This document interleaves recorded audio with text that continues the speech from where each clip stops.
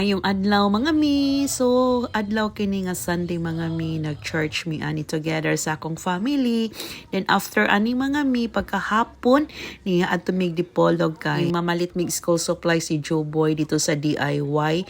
And then magpalit na pud mi og kini ang pangbalon niya good for 1 week.